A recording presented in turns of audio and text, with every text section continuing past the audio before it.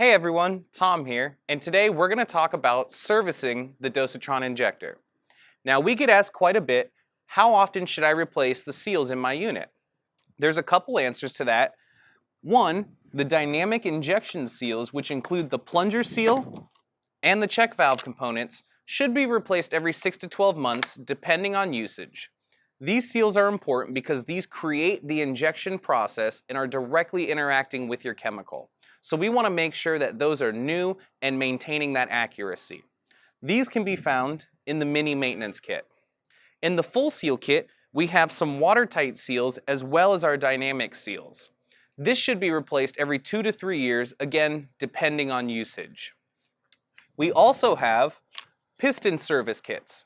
Now these kits typically are replaced every 3 to 5 years, but that can vary depending on the installation and the normal usage of the unit.